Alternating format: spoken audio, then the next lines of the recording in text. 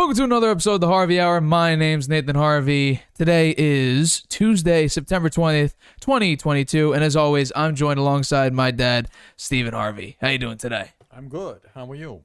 I'm doing okay. I want to start off with, this is going to be weird. We don't usually start off with topics like this, but I want to start off with a topic between the Dolphins and the Ravens. The Dolphins had a tremendous 21-point comeback against... Wow. Yeah, it was a tremendous game. 21-point comeback against the Baltimore Ravens. They were going 21 points in the fourth quarter, nonetheless. Teams were 0-711 when entering the fourth quarter, down by 21 or more, and the Dolphins... They got rid of that record by adding one win into that column, coming back from 21 points against a Ravens defense, which I think is top 5 in the league right now. Tua, 469 yards, 6 touchdowns, 2 interceptions. Lamar Jackson, 318 yards passing, 3 touchdowns, no interceptions. Tua actually had a better QBR, a scale of 0 to 100. He had a 90 compared to Lamar Jackson's 86. Lamar was also the leading rusher in that game with 119 rushing yards. Raheem Mostert was the leading rusher in the Dolphins game with 51. Tyreek Hill, Jalen Waddle combined for 361 yards and 4 touchdowns. What's your reaction to this game, and what do you think of the resilience of the Dolphins to come back 21 points down late in the game and to come back and win this? No, I picked the Ravens to win the game, and I was watching along the way. I was watching the Patriots game and seeing that score come up. I said, yeah, I got that one nailed. And then suddenly, the Dolphins had tied the game. I couldn't believe it. Tua was having a good game, but he threw 2 interceptions, and then suddenly he was on fire. The guy is a much better passer this year than in the past. I guess having those Waddle and Tyreek Hill helps a lot. I thought Lamar had a good game too. You can't criticize him. He had that long run for a touchdown. His passing was effective. The Ravens played a good game. Their defense just let them down. They let Miami back into the game, and Miami their offense is one of the best. It looks like their offense is one of the best. And I thought the Patriots last week looked lousy against the Dolphins, but they held them to 20 points. Maybe their defense is better than we think, because the Ravens have, as you say, a top 5 defense, and they gave up all those points to the 42 points. So Miami's playing Buffalo next week. That will be a very interesting game, right? Because Buffalo looks like a juggernaut now. They just destroyed the Titans last night. That was I couldn't believe it. Yeah, it was definitely it was a very weird game to watch, especially because I went into the game hoping to see a great game between the Bills and the Titans. Yeah. Because Derrick Henry have 30 yards. Derrick Henry did not rush very. Yeah, he didn't rush very well. But I was hoping to go into that game because the past 2 games the Titans have won. And Derrick Henry in the last game over 140 rushing yards. In this game, it was nowhere to be found. But with this game, I was watching it, and I would love to... well, first of all, the obvious is Tua did outplay Lamar Jackson, more passing yards, not as many rushing yards. He had more total yards, though. Higher QBR, a slightly lower passer range just due to the interceptions, but 6 touchdowns. Tua... here's why I'm not buying into Tua. Because he threw all of his touchdowns to wide open guys. The 2 touchdowns to Tyreek Hill, one of them actually was underthrown, and Tyreek Hill was so far ahead of everyone that he needed to come back in to try to catch it, but it was okay because he was so far ahead. And then the second one, I believe, it might have been not the last, whatever. The other Tua touchdown in the fourth quarter was simply due to the fact he was so wide open. There was no receiver or no defender within 15 yards of Tua. I'm not gonna within Tyreek Hill. I'm not buying into Tua here. Yes, Tua had a great game. I think he almost tied the record for most touchdowns in a single game. I believe the record is 7. He had 6 in this game. 469 passing yards. It's absolutely tremendous numbers coming from Tua. But I'm not buying into him. I'm not buying into him in the least because... How could they let Tyreek Hill be so open? I mean, they know they're going to throw to him. He's the best player out there on the field on offense. Right. So why would they let him be that open? That's just some sort of mistake. Oh yeah, Miscommunication. I think it is. But I'm surprised the Ravens defense just gave up, all those yards, 361 receiving yards to Tyreek Hill and to Jalen Waddle. I was genuinely surprised. They put up 28 points in the fourth quarter. The Dolphins did. Otherwise, they were at 14 points throughout the entire game, and the Ravens looked like they were walking away with this game. And then Tua had a tremendous game. Now, this obviously, I think we're gonna do my standings in about week 2. So about 6 weeks from now, I get my final standings alternation. Adjustment? That's the word. And I'm actually looking to probably move the Dolphins ahead of the Patriots because their offense is dynamic. Their rushing game needs a little bit of work, but Tyreek Hill, Jalen Waddle, we'll see how they do. Who are they playing in? You said they're playing the Bills in the next game. That's going to be a great game to see. Definitely. I'll be very interested to see how the Dolphins offense can match up with that last night, that game, the Bills-Titans. Josh Allen was done by the third quarter. He was sitting on the bench just enjoying his time. 41 points against the Titans. Did they let him sit down? Oh yeah. Case Keenum came in and played, I think, 1.5 quarters. Oh, okay. So it was an absolute disgrace for the Titans to just be dominated by that. Derrick Henry, my hot take of him winning the rushing record, breaking the rushing record, that's done with. That ain't gonna happen now. He isn't rushing like he used to. So I think that record is definitely done for. Did they make changes on their offensive line? The Titans this year? I'm not too sure, but the running back is one thing. The opening the hole for him to run through is the other. Right. Right. It's not just the running back. Yeah, no, that's true.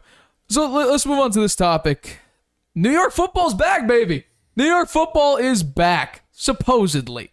The Giants have a winning record for the first time in 6 years. The last time they had a winning record, I believe they went like 10-6, 11-5 with Eli Manning in 2016. So the Jets had a great comeback. I want to start with the Jets, and then we can move on to the Giants.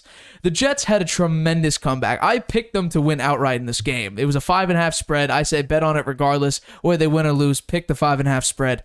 And obviously, they covered because they won 31-30 over the Browns. And the reason why I said to pick the Jets because through 2.5 quarters against the Ravens, they were holding Lamar basically to a dud of a game. Lamar was being nothing like he used to be. And I put a lot of faith into this Jets defense. And then the rest, the other quarter and a half of that Jets-Ravens game, they went back to becoming the Jets. Joe Flacco threw another 300-yard game in this past game against the Browns. The Jets defense played very, very well. So what was your reaction to I want to know your reaction to the Jets game. 31-30, onside kick recovery, a minute 33 left, 30-17. They somehow pull it off. What's your reaction to the game? Very exciting game. The Jets are an exciting team to watch. First time in a long time. I don't know what they'll do. Let's say they win a couple more games with Flacco in there. Are they going to let Wilson come back and be the starter? That's a good question. Yeah, I don't know. I mean, Flacco played very well. Better than I thought. 300 yards. Yeah. 2 300-yard games. I think he's a good passer. There's no doubt about it. He's just kind of a statue out there now. Doesn't have much mobility. Right. But if they can protect him and he can stand back there and look around a little bit, he can he definitely throw a deep ball very well. Yeah. So I don't think the Carolina Panthers are the greatest team out there, right? I mean, Baker Mayfield is an upgrade for them at quarterback for sure. Yeah, I would say so over Sam Darnold. But he doesn't have, they're not the greatest team, obviously. They lost to the Browns. They did. Now they lost to the Jets. The Browns game I'm going to defend, though, because that should have been intentional grounding. There's no such thing as a fake spike and then spiking the ball. That's not a thing. That's intentional grounding. It should have been like a 68-yard field goal or whatever it would have been.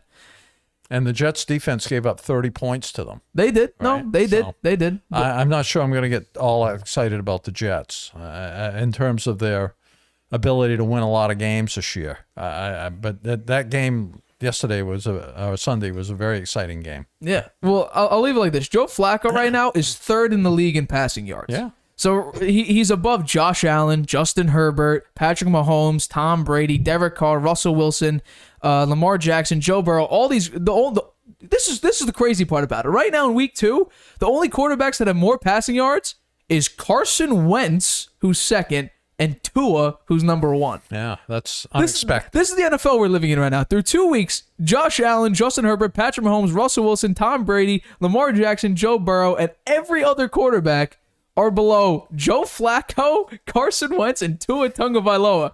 That's the NFL we're living in right now. Yeah, well, that's unexpected for sure.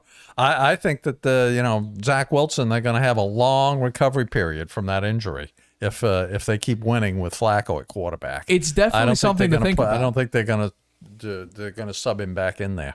It's definitely something to think about because Joe Flacco is playing better than I think people would think Joe Flacco would be playing. He's ranked number 3. He's number 3 in passing yards. The first 2 games, and I believe. Let's see. What are he has 5 touchdowns to only 1 interception. That's the crazy part about it. He has 1 pick, and he's played a Browns secondary who's pretty good, and he lost to the Ravens. I think that was the only pick he threw. I don't think he threw a pick in the Browns game, but a Ravens secondary who is so good, at least on paper, it's tremendous. You have talent all over. Chuck Clark, Marcus Williams. You have Marcus Peters, Kyle Hamilton, Kyle Fuller, who sadly got hurt. I believe he's out for the year. But he was in the Ravens-Jets game. A tremendous secondary. Patrick Queen, Calais Campbell on your front 7. They have a very, very good defense. I want to get into the Giants and Panthers game now. Giants and the Panthers. Right. I picked Baker Mayfield to win this because I thought the Panthers might get into shape. Little do I know they can't even beat Danny Drops. How can't you beat Daniel Jones? He threw for 170 yards. He completed, I think, 65-70% of his throws. Baker Mayfield put up 141 yards. I'm going to defend him on this aspect, though. I'm not going to defend 141 yards or the fact Shi Smith, number 12 on the Panthers, dropped, I think, 3 passes that should have been caught, and Daniel Jones should have gotten intercepted. A Panther dropped another. I don't know what this week was with dropping interceptions. You have the Chargers game where Asante Samuel drops 3 picks. I'm sure other games had it. I wasn't paying too close attention to every single game because there's 16 games per week. But I was watching the Panthers game. I forgot who it was. It might have been J.C. Horn who dropped the interception, but there was a dropped interception on Daniel Jones in their own in their side of the field. But the O-line of the Panthers, that is their weakness, big time. They drafted a brand new left tackle who can't block nobody. The Jets were highly prospect. The Jets are paying very, very close attention to this left tackle. If one of their main picks, if Sauce Gardner would have gotten chosen, they would have probably picked up this offensive lineman. I can't pronounce his name. They would have probably drafted him at the number 4 spot if Sauce Gardner got picked in the top 3, but they got Sauce Gardner. The left tackle can't block anything. He was a very, very high draft pick. I believe, I can't remember when the Panthers pick was, but I think the Panthers selected him as their first pick. It's within, I think, the top 10. I think they've picked 6, if I'm not mistaken. They had the 6th pick in the draft. But what I'm so disappointed in the Panthers. Panthers defense can't stop the run. Nick Chubb, I think, put up 140 yards in week 1. Saquon didn't have a great game, but still, if you run the ball well enough, it opens up the play action, which then your defense gets, exposed on because they'll be dropping down to stop the run instead of backing up to block the pass. So I'm disappointed in Baker Mayfield. But you know what? New York football's back. New York football, it seems to be back. And at least the second part of the question is, am I buying to any one of these teams? I'm not going to buy into the Jets yet. The Jets are very, very exciting to watch because they're just so bad over the years, and now they actually might have something to write home about.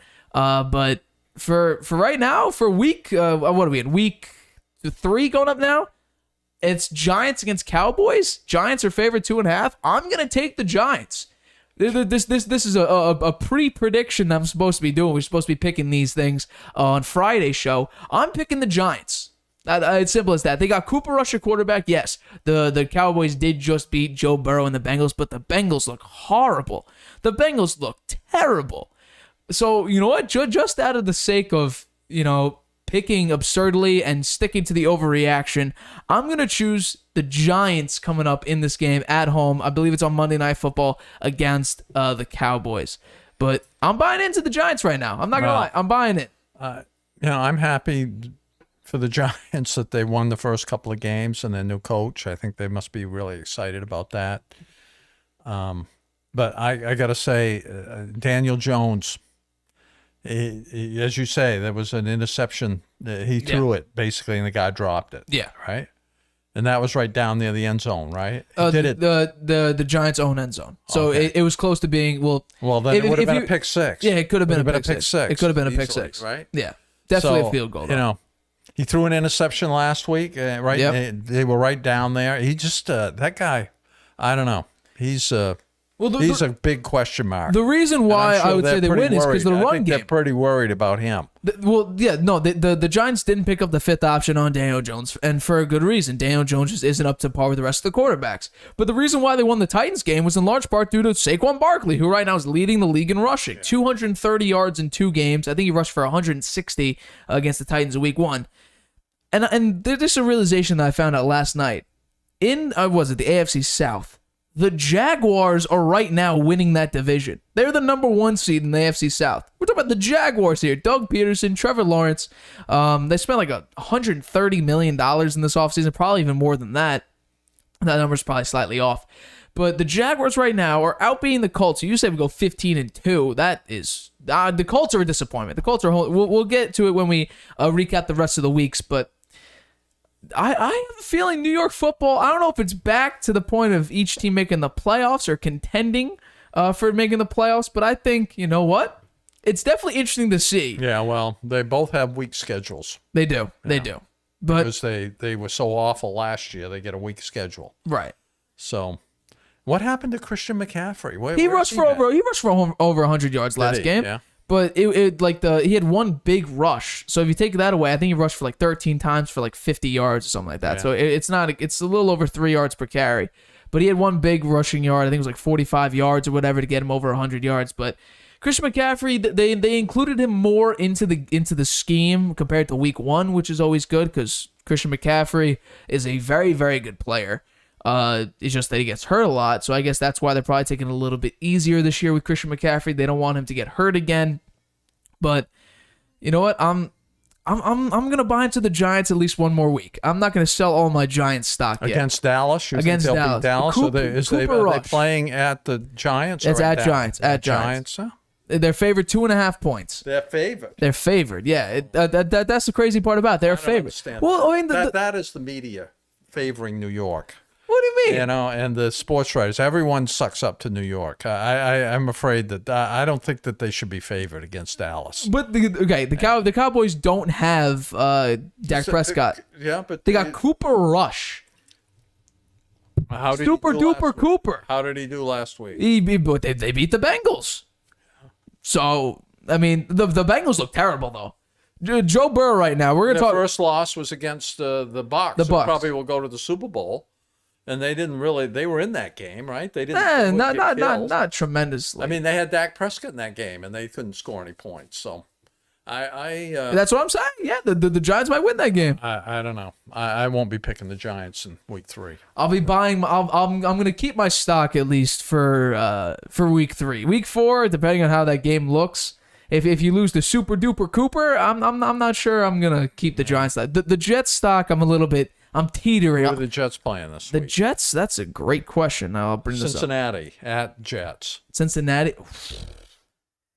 Now, if Cincinnati's 0-2, right? Yeah, and every team that start off 0-2 has 11.3% chance to make the playoffs. So I really need to alter my AFC North. I'm going to be doing a lot of changing for week 8. Well, I said, when we were first picking I said that sometimes a team that had a very poor record and then made it to the Super Bowl, they have a big regression. Yeah. And that looks like what's happening to it's Cincinnati. I think they had an inflated view of what they were, right? Well, Joe Burrow, he's been horrible. Well, people were hyping him up, and we're going to get to this game next. So I want to get to this next time. We'll come back to Joe Burrow.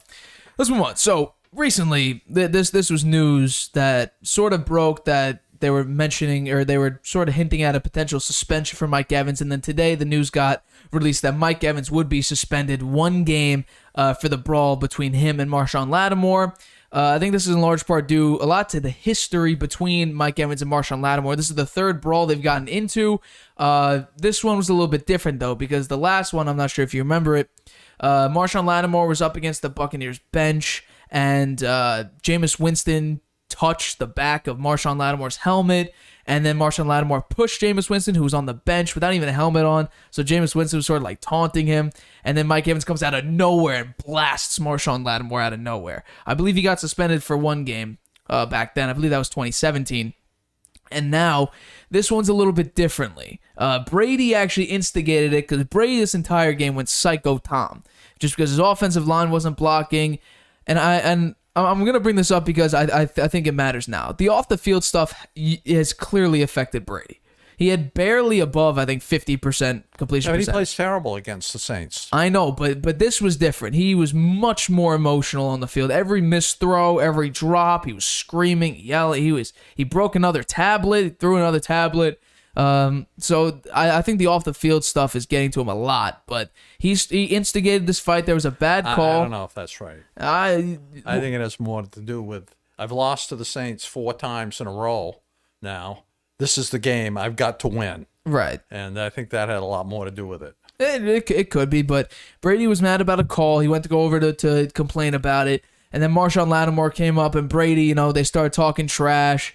And then Marshawn Lattimore and Brady kind of met. There wasn't anything like fisticuffs. No one's pushing. Then Leonard Fournette comes out, shoves Marshawn Lattimore, and then Mike Evans, protecting his quarterback, even appealing to the refs after when flags were thrown and everything. He even says, "That's Tom Brady. What do you want me to do?" So he comes out, blasts Marshawn Lattimore. Except the difference between this one and the push previously was this one's more face to face. It wasn't, Marshawn Lattimore has his back turned and he gets shoved. So based on what you've seen from the video, and I don't have the clip up right now, but based on what you've seen, the clip you've seen of this brawl, do you think I didn't see it? I didn't see the brawl. Well, here I'll bring this up right now. But do you think that?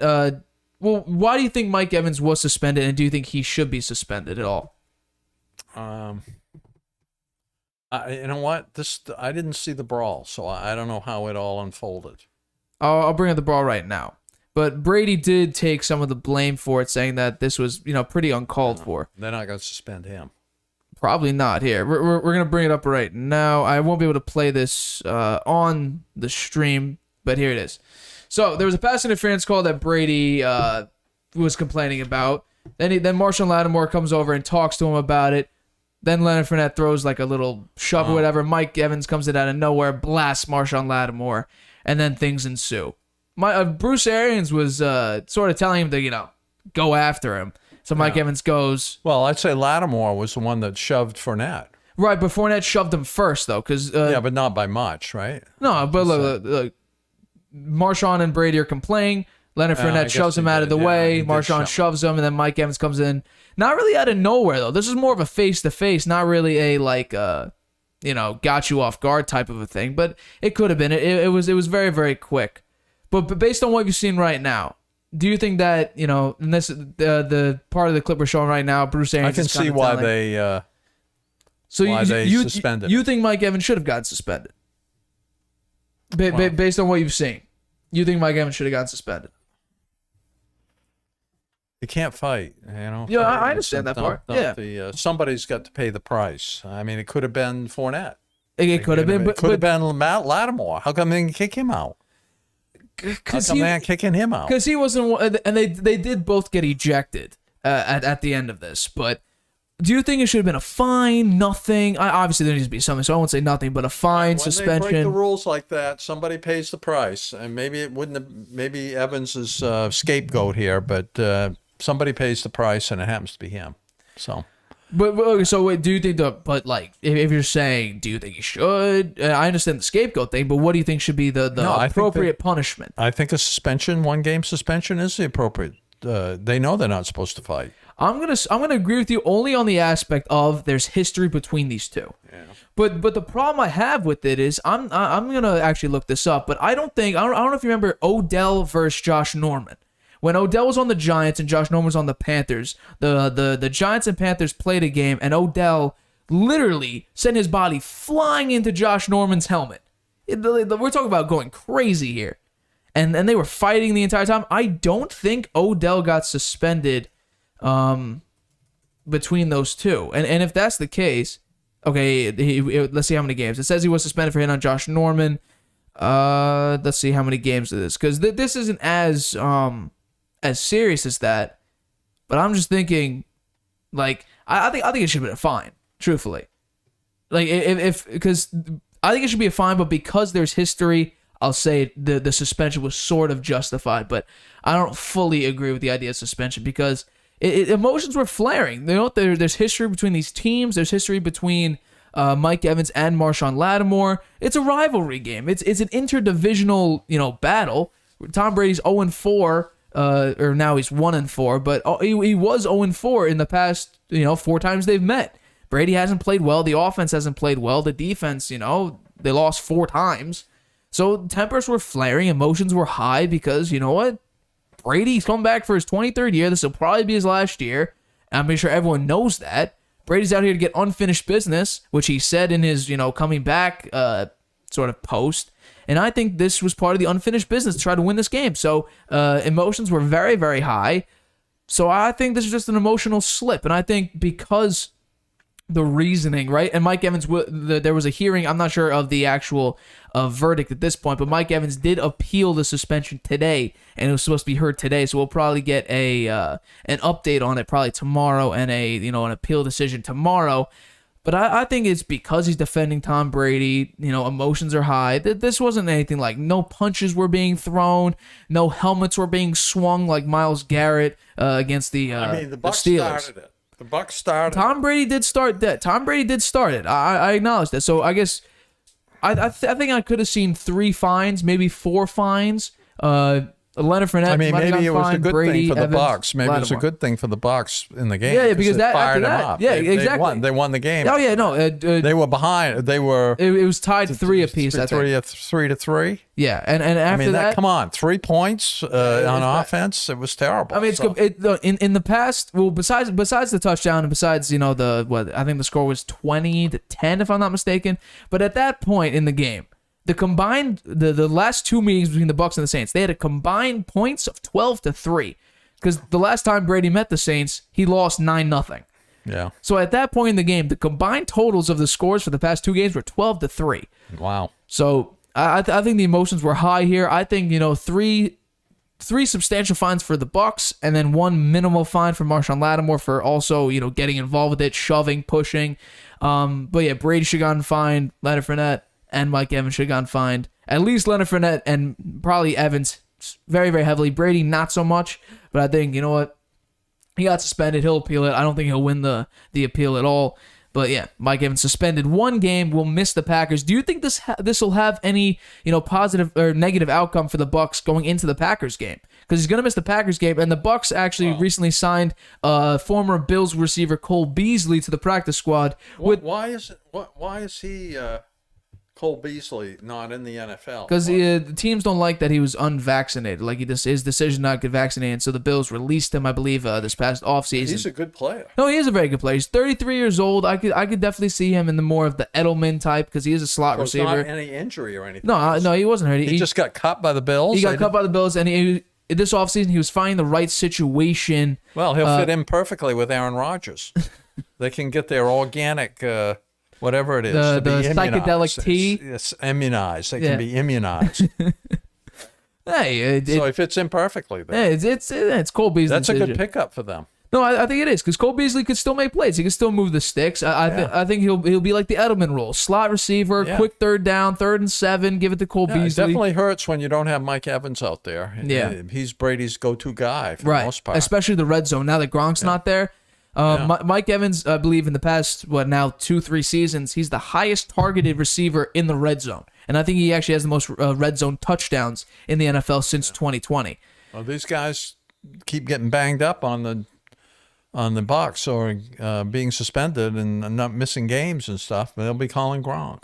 I don't think Gronk's going to call. I don't think Gronk's going to pick up the call. They're going to call Gronk. I don't think Gronk's going to pick up. Gronk seems pretty happy with his second retirement. Yeah. So I think this one's for real. And then we've mentioned that before. I think this You is think Gronk's they may have called him already?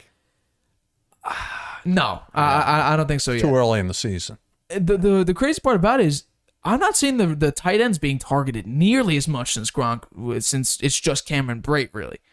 It's really just most of the receivers, and the offense is the thing that's lacking. And now Brady, if Mike Evans doesn't get this appeal, rescinded, or if he they won't rescind it. I'm not going to rescind it. Yeah. So let's just go with the fact that he's suspended one game. He has Russell Gage, who not great rapport with, who's a pretty good receiver. He's pretty good. He tore the Bucs up when he was with the Falcons, I think last year. Russell Gage, Cole Beasley. They got rid of Tyler Johnson for whatever reason. I'm not too sure. Who else they have? They have Scotty Miller, who Brady. He's pretty good. He led the Bucs last game with I believe targets and maybe receptions, but it's difficult. Scotty Miller isn't what he used to be 2 years ago. They have Cameron Brate. Yeah, but Cameron Brate just looks like just an average dude. I don't know. I think he's a pretty good player. Yeah, when he was paired up with Gronk, it was easy because everyone would double Gronk. And if they do a 2 tight end spread, they'll double Gronk. Cameron Brate will probably be open on an easy out route. But yeah, Russell Gage is his number 1 target now. Then Cole Beasley. Then got Scotty Miller. The Bucs are not looking great right now because they lost Chris Godwin. Julio Jones is dealing with an injury. So how bad is his injury? I believe Did he play last week? No, he didn't play last week. He was out last week. So that's the problem with Julio. That was the big question mark. You're getting him, but can he stay healthy? Yeah.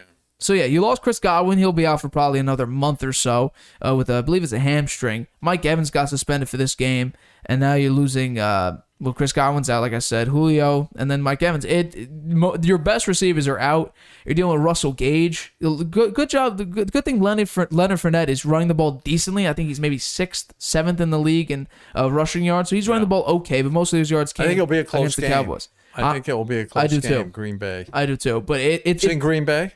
It's at Bucs. Oh, at Bucs. So that helps the Bucs. It does help the Bucs a lot because the Aaron Rodgers and the Packers, especially Aaron Rodgers, they don't play well in super humid weather. And we're talking about September in Tampa. It's humid. It's hot. I believe Aaron Rodgers has a 3-6 record playing in Tampa Bay, or I guess just in humid weather.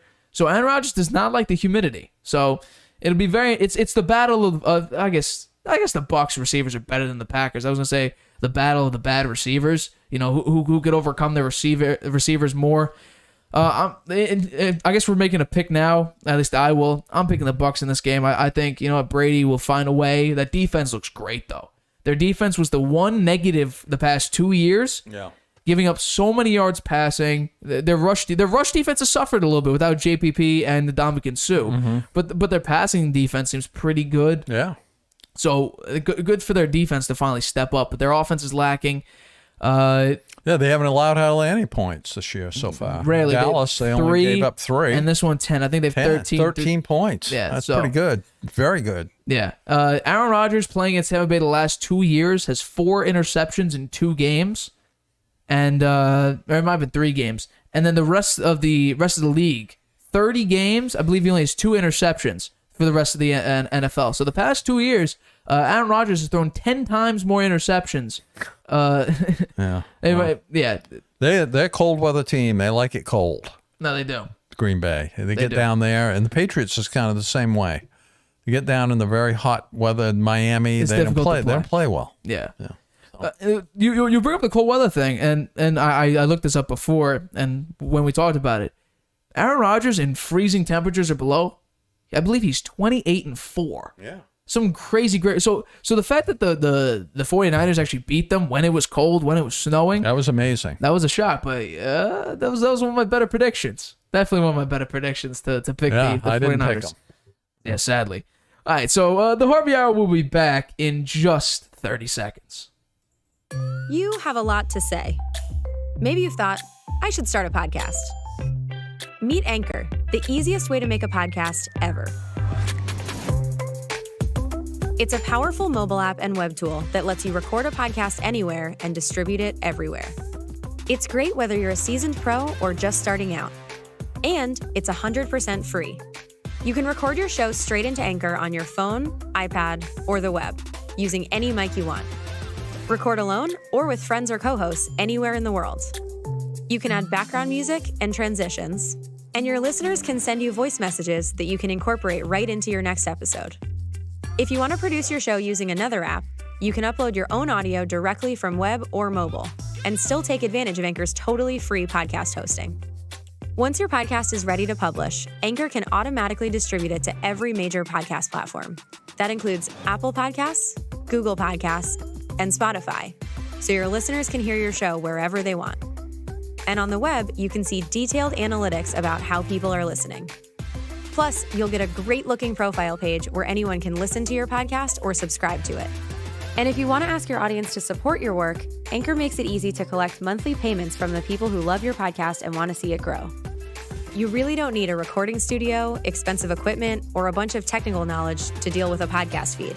Just get started and join the diverse community of podcasters already on Anchor. We can't wait to hear your podcast. Welcome back to the Harvey Hour. My name is Nathan Harvey. We're going to talk about, and once again, I'm joined alongside my dad, Stephen Harvey. We're going to talk about Joe Burrow and the Bengals versus the Cowboys, because that was one of the more weird games this week. Because Joe Burrow in the Super Bowl, Jamar Chase, T. Higgins, we're going to get into that right away, but an upgraded offensive line that they got in the offseason, which was their one big weakness last year, especially against the Rams in the Super Bowl. They lost to Cooper Rush and the Dallas Cowboys. So I'm going to ask you right now, like I mentioned before, 0-2 teams, 11% chance to make the playoffs. What's your reaction to the game? And are you switching up that AFC North? Do you think the Bengals are going to make the playoffs this year? Well, I said that sometimes a team that had a very poor record the year before they make it to the Super Bowl, sometimes they have a terrible regression and the year after the Super Bowl, and maybe the Bengals are a team like that this year. Could be.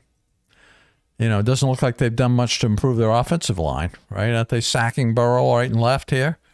And he's not playing well at all. He threw 4 interceptions, fumbled the ball in the first game.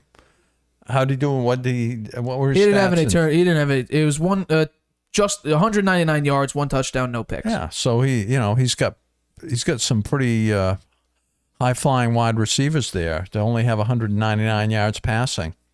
That's not too good, right? So I'm worried. I would say I may have overestimated the Bengals because I thought Joe Burrow was going to be elite quarterback this year. So far, he's probably ranked near the bottom, right? Right.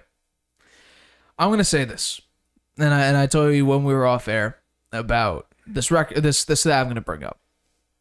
Joe Burrow in the past 2 games has gotten sacked a total of 13 times. 7 in week 1, 6 this past week. That's an average of 6.5 sacks per game. Times that by 17 games. He won't be there 17 games. Over 100 sacks he's on pace for.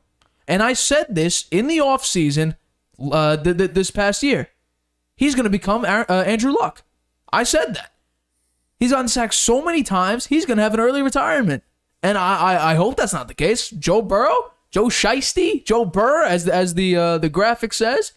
Well, sadly, recently he's been ice cold. Can't pick up a win against Dak Prescott-less Cowboys. Oh. And that's due to a large part of an upgraded offensive line, who literally seems worse than last year's offensive line. This is who they picked up, right? They got Alex Kappa, who is I believe is Ryan Jensen center, a really good guard. I think it was a top-rated guard for the Bucs last year. Lyle Collins, who was a pretty good offensive lineman. He's hard. He can't block nothing. And then Ted Karras, who I believe was on the Patriots last year. I don't even know if he's starting for the Bengals. Yeah. But their offensive line is terrible, and Hayden Hurst also. But the Bengals look terrible. The Bengals look horrible. And I'm going to say, no, they don't make it. The one change, I'll tell you guys right now, the one change I'm going to make, Dolphins make the playoffs, Ravens win the division, Bengals drop out of the playoff contention. I'm taking it based on the analytics. 11%. It's only 2 games. So yes, but teams that start off 0-2 have an 11% chance to make the playoff. Well, some of them made it. Some of them have made it. 11.3% chance to make it. There have been teams that make it. Yes, there have been teams, and I'm going to go with the Bengals are going to be one of those teams that fall to I'd be surprised if Miami makes the 89%, the 88.7% of teams that don't make the playoffs. Yeah, well, I'll be surprised if Miami makes it. I won't be. Seeing how Miami plays, yes. Okay, yes. They beat. Yeah, you know what? They're 2-0 right now. Yeah. They're gonna lose to the Bills. They've been but an up and down team in past years. They start out, they look great, and then they fall all apart, and then they start out and fall all apart, and then they rally, and then they don't wind up making the playoffs. The one difference between the previous Dolphins and the Dolphins now is they got 2 elite level receivers. Tyreek Hill is the fastest human on like earth in pads. And then Jalen Waddle, the Penguin, who seems very, very good as a wide receiver too, and he was pretty good as a wide receiver. Why do they call him the Penguin? Because his last name's Waddle, and Penguins waddle, I and see. his dance he waddles. Oh yeah, one of the greatest touchdown celebrations right now. But yeah, the Dolphins are gonna make the playoffs. The Bengals, I don't know how you lose. Who are they going to knock out to the Bengals? Yeah, The Dolphins are going to go up into the playoffs. and the Bengals are dropping out. Yeah, That's going to be one of my changes. Unless somehow Joe Burrow. well, you're going to wait till week 8 to make these changes, right? Yeah, it's midway through the season. That's You my last. Might just keep them under your hat until you get the there. next 6 because- weeks. Unless the Bengals go 6-0 in the next 6 weeks, I will be very. Who are the Bengals playing this week? The Bengals, I could tell you in 2 seconds. Right now, they're going to go to the Jets, like you said, then Miami, then Baltimore. I That's think the they'll next beat 3 the games. Jets. They should beat the Jets. And then who They else? Who's should. next? Miami, Maybe not. and then Baltimore. Maybe not. So they have a tough schedule because they went to the Super Bowl last year. Right. A lot of good games. The Jets, I think might get a little dicey. I'm not sure of the point spread, but if it's above, I think 5, I would probably take the Jets point spread. I'm not saying that they win. I think they might cover though, Yeah. because I think the Jets. I'm not going to say they're making the playoffs. I'm not going to say they have a winning record. I think they could be in a lot of games this year though. Oh yeah. Because their they'll be in defense is games. upgraded. I think they'll be in games. The question, like you said, the question mark is though Joe Flacco, Zach Wilson, who's going to be the starter? I think you have to give it. They to keep Zach Wilson. winning. It's going to be Flacco. If they keep No doubt in if- my mind. if they keep games close and they win games like they just did this past week, I think there'll be serious internal discussion about maybe Zach Wilson needs to rest up a little bit. We're Yeah, not I think so. 100% quote. They'll let unquote. him heal up really well before they give him a chance. Oh, absolutely. Make sure he's 100% healthy before they put him out there. Even if he's 99%, I think if Joe Flacco keeps them in games, keeps throwing for 300 yards a game right now. He's averaging, I think, 308 yards right now. It's a beautiful thing to watch. This is like vintage Joe Flacco here with his ability to pass the ball. But I'm nervous for the Bengals. I understand it's Joe Burrow, right? But Joe Burrow, 12-15-1 record. He completes a lot of his passes. Right now, he's 3 touchdowns to 4 picks, thanks to that one game against the Pittsburgh Steelers. This Jets game will tell me a lot about how the Bengals season is going to turn out, I think. Because if the Jets beat them, or at least keep it close, I'll be very... And if the Bengals can't put up points, if it's a shootout, I'll be like, okay, the Bengals offense is rolling a little bit against the Jets. But if they don't get a lot of points, if they get like 20 points, 17 points against the Jets... Oh, the Bengals are in trouble. Bengals are in a lot of trouble if they can't score against the Jets, because the Browns scored 30, and I think I don't know how many did the Ravens score. The Ravens scored over 30, I believe. It was 24-9. So if you can't score at least 24 points against the Jets, you're in trouble. And especially if you lose the game, yikes. Because I think the Jets have a pretty good front seven. They got Jermaine Johnson. They drafted him. I believe he got hurt maybe in the last game. I'm not sure about his injury status right now.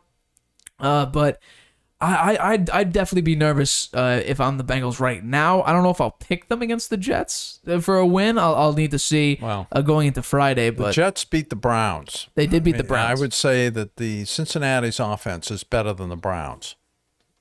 True. Right. I would agree with you.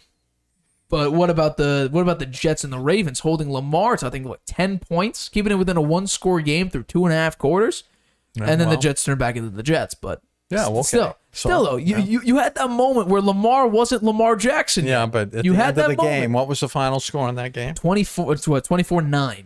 Yeah, so Over 300 yards though. Yeah. Joe Flacco. Sauce Gardner, he's okay right now. We'll see. He's not great. We're not saying Darrelle Revis here, but he's okay. Okay.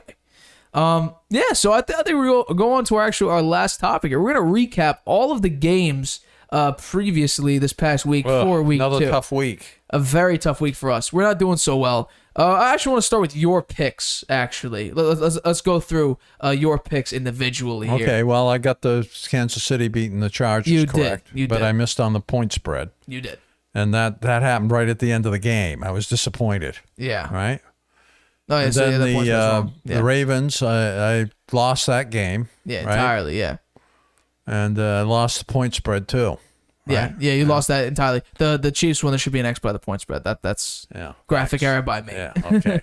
Put more faith into this. So, So that actually might be wrong then. That total. I think you might have one more loss on the spread. You might be 12. the Jets, I won 20. on the point spread, but I lost in the I picked the Browns to win, right? Yeah. Yes.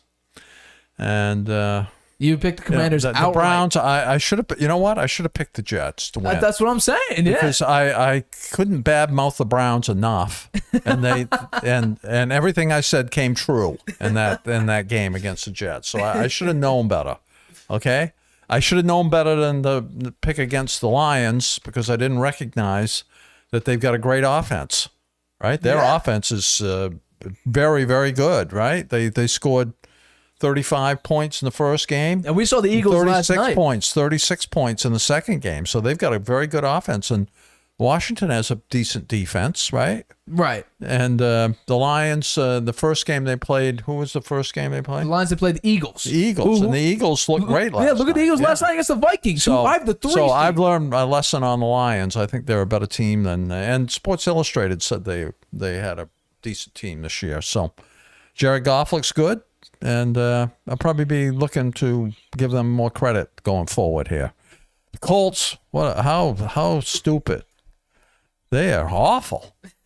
I mean, why don't they just hand off to Jonathan Taylor? Just hand the ball off to him. I mean, he's going to and play a game management thing instead of letting Ryan throw the ball. Matt Ryan did not look good. He's bad. I don't know what the problem is. The with last him. game, what's wrong with him? I just want to come in a understand second. it. Last game, 0 touchdowns, 195 yards, 3 interceptions. Got sacked 5 times by the Jaguars. The Jaguars and the Colts, the Jaguars the past couple times have dominated. They're probably wishing they had Carson Wentz. Probably. Huh? No, I don't know. That was bad. No, it was pretty bad. But yeah, Okay. sorry. The Bucks came through for me as I expected, and Brady got his win against against the Saints, which I knew was going to happen sooner or later, and I'm glad it happened. They got fired up when they had the big fight, Right. and that took them over the top. So I like the Bucks. I think they're my Super Bowl pick, right? I'm a little nervous about mine. The Giants, I did well on that one, huh? I got that one right. And the point spread too, right? Yep. You got everything so right. that was good. Patriots, I won that one. Got that right. What do you think the Patriots play? I'm wondering what do you think of this game? I think it's getting better. I think that they were definitely in game management mode near the end there. They were able to run the ball. They had one play. They ran one play over and over and over again because they saw a weakness there in the middle of the Pittsburgh line, and they were right. And Patricia actually, I thought, called a decent game on offense. Are we I sure think, it's Patricia Matt, Are we sure it's Matt Yeah, Patricia he was calling? calling the plays over there on the sideline. So he was. I guess he's the one that was calling them. And I think Mac Jones, he's kind of off to a little bit of a slow start. I mean, he has some good passes, but then he throws some that are very makeable plays, and he's just not as accurate. His accuracy's a little bit off. Maybe because he's trying to throw the ball deeper this year earlier in the year than he did last year. He was limited to the short passing game last year. But I was happy with the win. I think if T.J. Watt were on the field that game, it could have been a different outcome. Oh, if TJ Watt was on the field, I would choose the And, Bears. they never I would win choose without him, right? I don't think they've won a game that he hasn't played since he started with them. So It's hard to lose when you had a guy that just tied Michael Strahan's NFL record in sacks. yeah. So the Patriots are very, very lucky TJ Watt got hurt. yeah, the Rams won, but they didn't cover. So The Falcons almost pulled I a know Falcons, reverse if they- history. If they had another quarter to play, the Rams probably would have lost. What's wrong with them? They got a Super Bowl hangover too. yeah. Yeah. Well- So I'm surprised that they're playing that they can't put the Falcons down. Did you notice? I'm going to come in again. Did you notice that the Falcons almost pulled a reverse history against the Rams? The Rams were up 28-3, and the Falcons were this close to coming back and beating them. Yeah. Reverse history entirely. I mean, that gives the Falcons a lot of confidence, I think, to Oh, play the Rams that well. Here. Oh, I don't need to change to my screen. I'm going to look at the Falcons play because I think the Falcons might be playing who are they playing this week? They're playing the Browns. I'm picking the Falcons. I'm picking the Falcons this week because I mean, just look at them. Look at the Rams. Look at the Saints. Yeah, continue. Sorry. Yeah. Okay. The Bengals and the Cowboys. I got that wrong. I thought that the Bengals would bounce back, and they didn't. So, and the Bengals, I think they have to reevaluate them. They're not the same team, and their offensive line, even though they tried to improve it, looks like it's worse. Yeah. 13 sacks in 2 games. Come on. Yeah. You jumped over. Oh, I'm 49ers sorry. I game. missed the 49ers game. You know what? I thought that Trey Lance would play the whole game, and that's why I thought that the Seahawks would win the game. But then the Lance got hurt. He's out for the season. Yep. Jimmy G came in, played great, and the San Francisco won. But the other thing, I underestimated San Francisco's defense, man. Right. Wow. They look great. They really look great. I think I have them going very deep into the playoffs, and You have them as the number 1 seed in the NFC. Yeah. So and the predictions we made, the ones that most people wouldn't think, The hot I had takes? them winning the Super Bowl With So, Jimmy G as the quarterback. That's right, and that will be the case if they make it. If they win the Super Bowl, yeah, that would be a prediction. So, You got right. we'll see. And I would say, Jimmy G, he's going to be with them another year, no matter what. Now, right, because Trey Lance will come back. They won't know. Well, he won't have had any experience. He'll be starting out just like he is this year, and he'll have that injury that he's coming back from. They're not going to risk it. Do you that think Jimmy G will get a contract? You think the 49ers are going to re-sign Jimmy G to another 1-year, 2-year deal? Well, maybe Jimmy G will have a better offer. He probably will get a better offer. That's what I'm saying. I'm thinking Jimmy G might, find He's a place. He's a free agent this time around, right? Yeah. Going to this offseason, he'll be a free agent. So I don't know. They're going to have a problem there in San Francisco with their quarterback. Absolutely. Maybe it's Brady next year. Yeah. Okay. Yeah. We'll see. going to the Broncos. Okay, on to the Broncos, who won, right? But didn't really do it convincingly. No, not at all. Right? So Russell Wilson, we'll see. I think the head coach, he's made some boneheaded calls. So, we'll see if he's really up to the task. I think Russell Wilson's a quality player. Whether there's enough players around him to make it happen and whether the coaching staff's good enough is the question mark here. And then the Raiders, I knew they would lose, but it was much closer than I thought. It went into overtime. Kyler Murray, wow. Those scrambling plays that he did were just unbelievable. Unbelievable. And that throw he had, I don't know how he made that throw. I don't know how the guy caught it. It was a great throw. I don't know how he even saw that guy crossing over the field. He threw it down there. That play was an amazing play that it happened, they came through there. So maybe the Cardinals are a little better than I thought, but I wasn't surprised that, I picked the Raiders to win, and they didn't. So Green Bay, I got that right, but I missed the point spread. Yeah. And, Green Bay, I think they've got their issues, right? If they can't cover the point spread on Chicago, then well, they did cover the point spread. You chose Chicago to cover because Chicago was plus 10. You said Chicago would win within 10. Oh. So the Packers did cover. Oh. Oh well. So. On to the Bills. I got that right, but I missed the point spread. And the final game's Vikings-Eagles. Vikings-Eagles. How did I miss the point spread on Buffalo? They beat them by more than 10, right? Right, you chose Titans to cover. Oh, I did, yeah. Okay, well, that was a mistake. Clearly. Yeah. I mean, I chose the same. Then I thought that what happened to the Vikings, man? They looked awful. Kirk Cousins turned back into Kirk Cousins. Yeah. That's he what played lousy, huh? And Jalen Hurts played a lot better than I thought he would.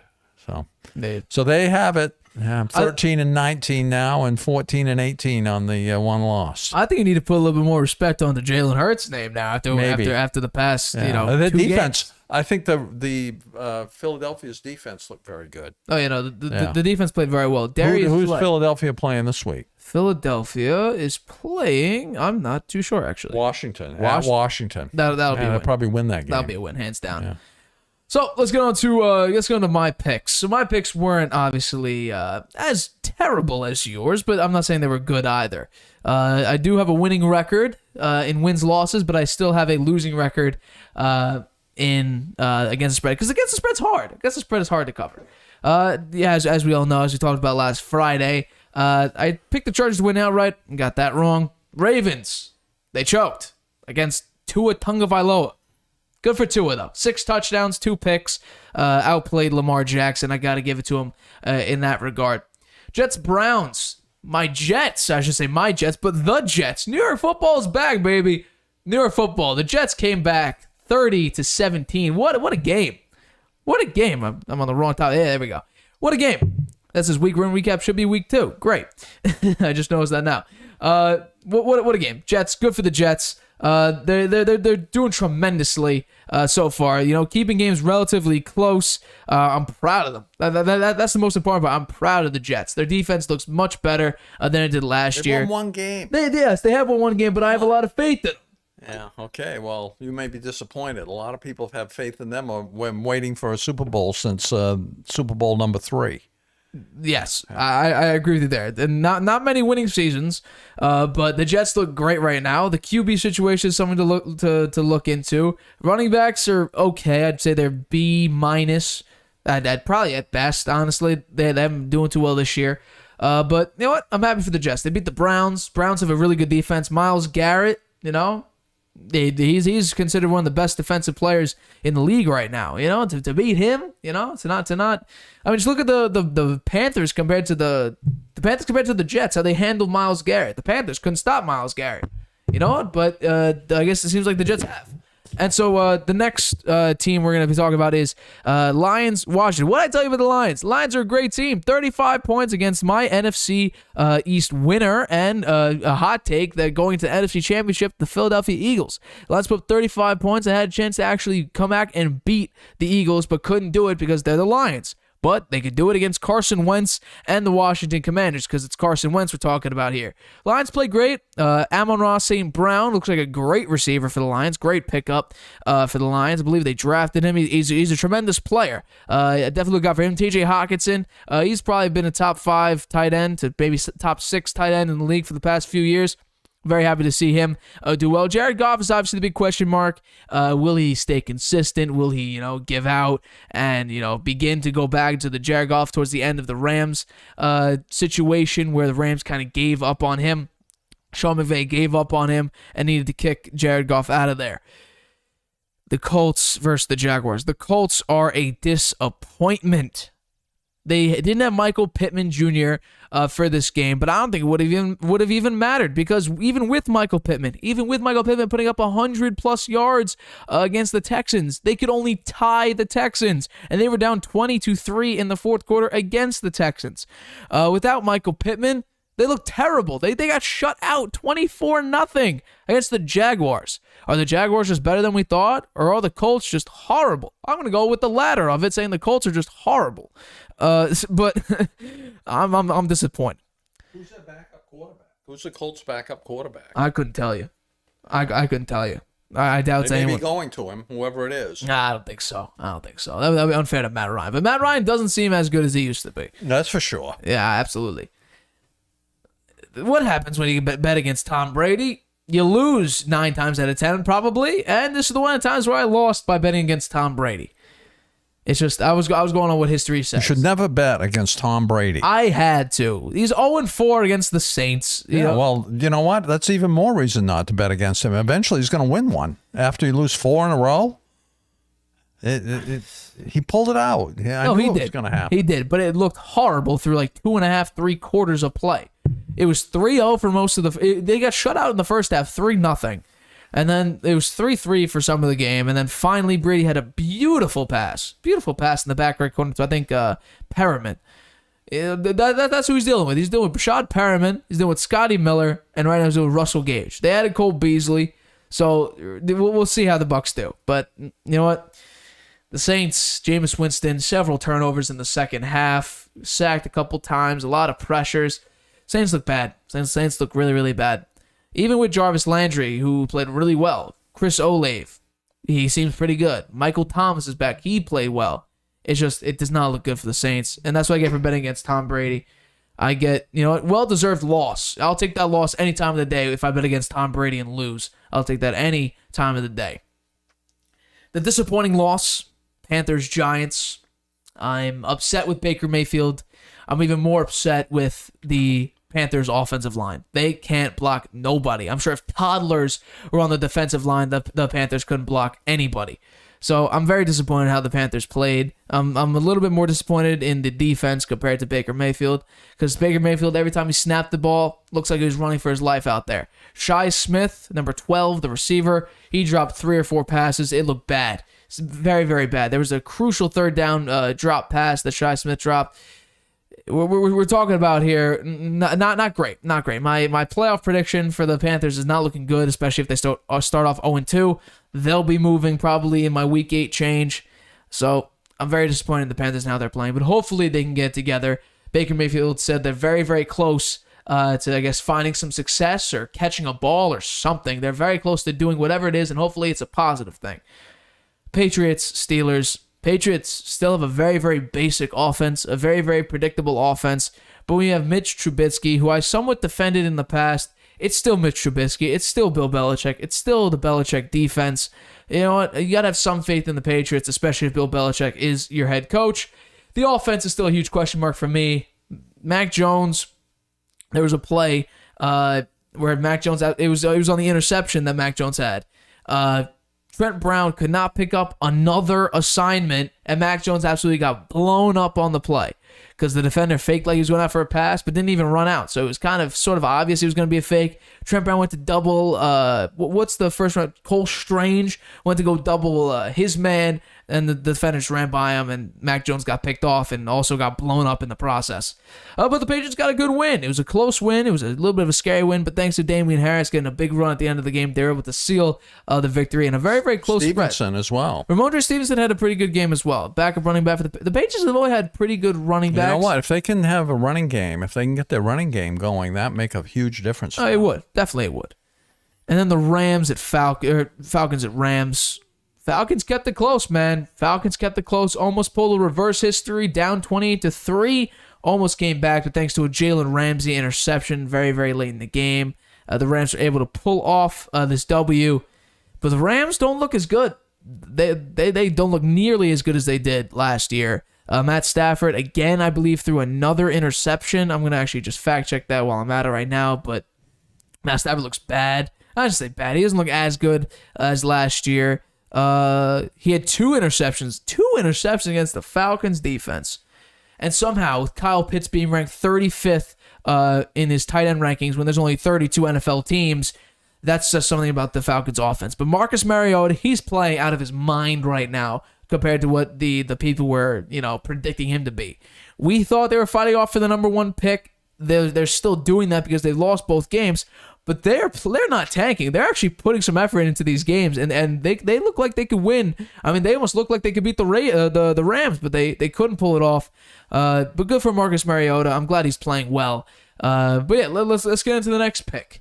The Seahawks at 49ers. If Trey Lance was the quarterback, I guarantee you the Seahawks would have covered. And I think if I'm not, at one point I actually had the Seahawks winning this game, but I changed it back to the San Francisco 49ers winning this game. Jimmy G is coming back for the 49ers, and you know what? I think right now, the 49ers are better off with Jimmy G as their starting quarterback than they would if Trey Lance was starting. I hope Trey Lance, he had successful ankle surgery, but he has played, I think, 4 NFL games in the past 2 years. And they weren't great games either. Well, he didn't play all 4. He was pretty early in the 4th game. Well, yes. He started. He's 3.25. Yeah, three. Not even 3 and 3 pass attempts. Yeah. That's how much he's played. So I'm not. You know what? Jimmy G is the 49ers are better with Jimmy G as their quarterback. I think they'll win games because yes, I've always had a knock on Jimmy G because he's not that flashy. I think they'll win the division. Look at the Rams. The Rams look lousy. Yes. The Seahawks are not going to do anything. Arizona is just barely squeaked out a win against the Raiders. I think that the San Francisco will probably win the division. I think you're probably closer to being right than you are about being wrong because Jimmy G plays very well against the Rams, so that could be 2 potential wins against your division rival, and that's really only the other team that has a chance of winning the division. So if you can go out and beat them, yeah, you have a pretty good shot at winning that division. And you might be right with the 49ers. I don't know if they're the 1 seed, but I think they might win the NFC West. I think there's a decent chance for that because it's Jimmy G. Jimmy G somehow wins games. That's the one knock I had on Jimmy G, or the one positive thing I can say about Jimmy G consistently. He could somehow win a lot of games. Yep.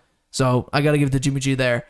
The Bengals right now are a disappointment. Joe Burrow, the offensive line, I feel so bad. They're a disappointment. They're a disaster. They're a plane about to crash land into, I mean, they lost to Pittsburgh. Desert. They lost to Pittsburgh, and now they lose to Dallas, and Dallas didn't have their starting quarterback. Yeah, they had Cooper Rush. Yeah. Cooper Rush as their quarterback, and they couldn't win that. But it's mostly the offensive line. Their upgraded offensive line doesn't look very upgraded. It honestly looks worse than it did last year. Joe Burrow's on pace to get sacked over 100 times. If Joe Burrow is not like 1% body fat, ripped, and somehow can stay healthy, he will end up like Andrew Luck and retire way earlier than he should.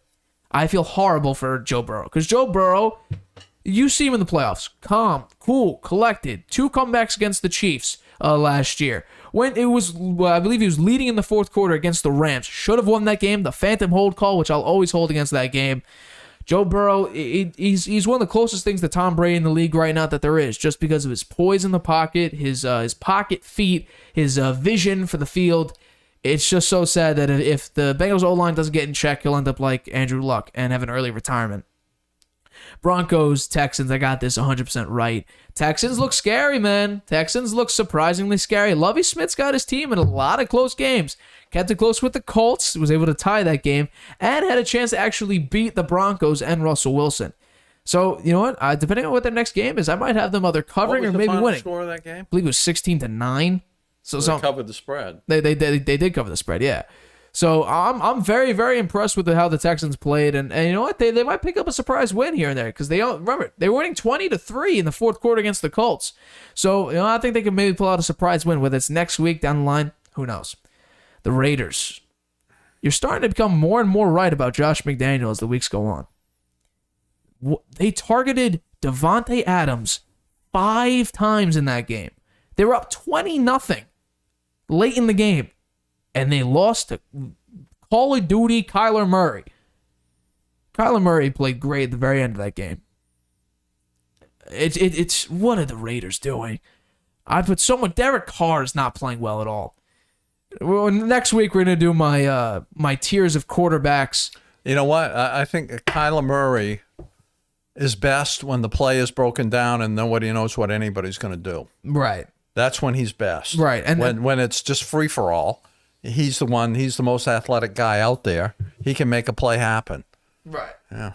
Well, that's how Russell Wilson early in his career got a lot of success, dancing in the pocket, making people miss, and then making the big play. Kyler Murray played well. I got to give it to it. Raiders are disappointing right now. Derek Carr needs to get his act together. Several multi-interceptions in the past couple games, not throwing the ball very well. What is Josh McDaniels, not saying target Devontae more. He got targeted 5 times, 2 catches. I think it's like 12 yards and a touchdown. Something super just disappointing entirely. I don't know what's going on for the Raiders right now. Raiders look very, very disappointing. I lost that game. Bears, Packers. Packers played pretty well, but it's against the Bears, so I can't put a lot of faith into that game. But they did cover, which is I think the only. Yeah, it was the only big point spread that I had in favor of. I believe so, if I do a quick look down. Yeah, they're the only... Actually, no, I picked the Rams as well, but they missed it. They're the only team that was favored by, 8 or more to cover. So, good for the Packers, but you're doing it against the Bears. The Bears are a bad team. Yes, they beat Trey Lance in a monsoon, in a tsunami. But the Packers, we'll see how they play against the Bucs. I don't think they're winning that game. Packers played very well. Aaron Jones rushed very, very well. A.J. Dillon, pretty good backup running back. He ran the ball pretty efficiently.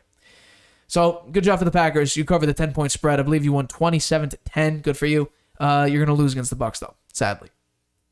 Titans, Bills. Bills, this would be the biggest moment for Josh Allen. This is the most pressure you should have on Josh Allen because this is the time where it's going to be an actual Super Bowl or bust. You are playing out of your mind right now.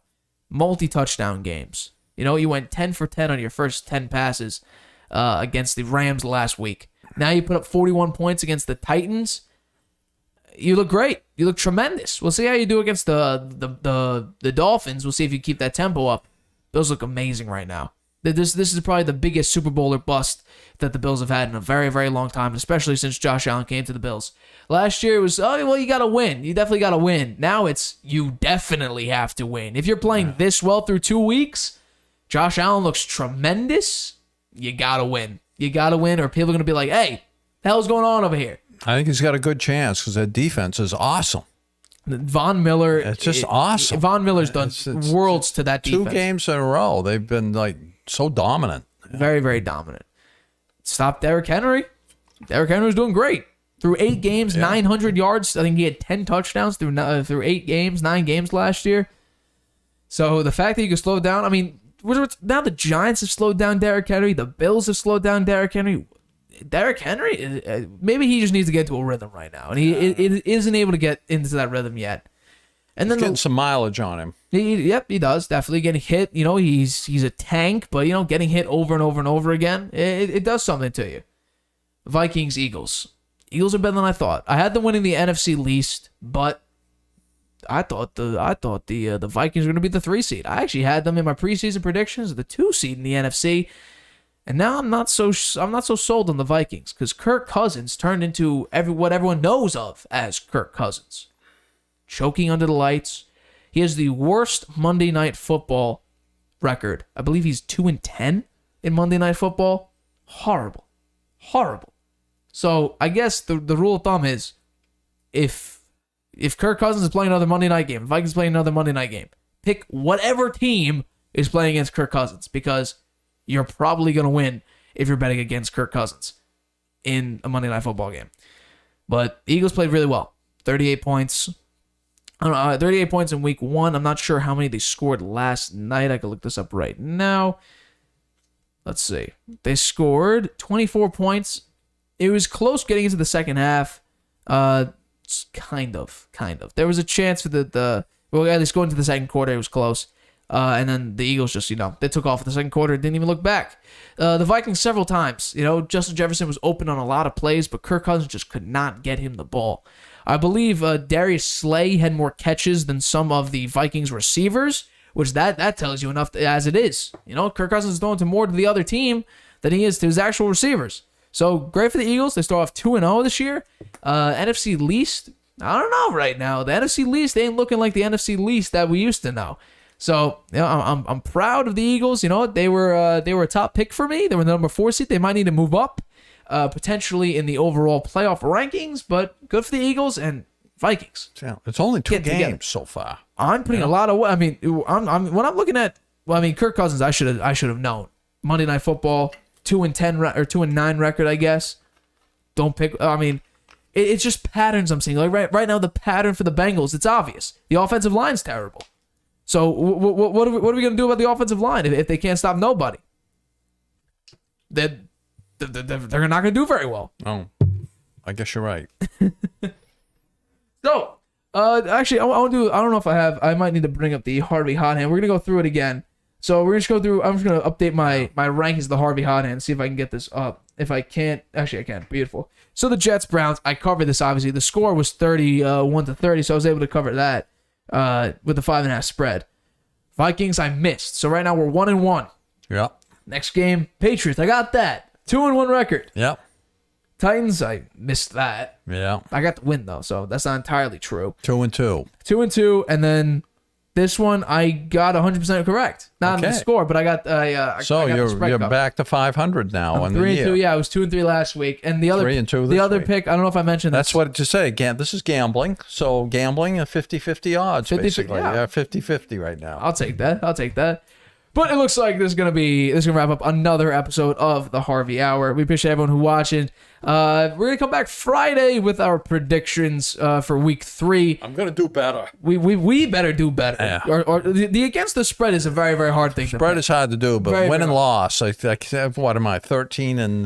Let's see. Do I have it 13. up right here? Yeah, let's go. You are 13 and 9. Oh, no. You're 14 and 18. 18. So, Terrible. not great. Definitely not great. Yeah. But yeah, this is the rest of this Harvey Hour. Friday, hopefully there's more news. We'll see how the NBA does. NBA is starting to, get into training camp very, very shortly.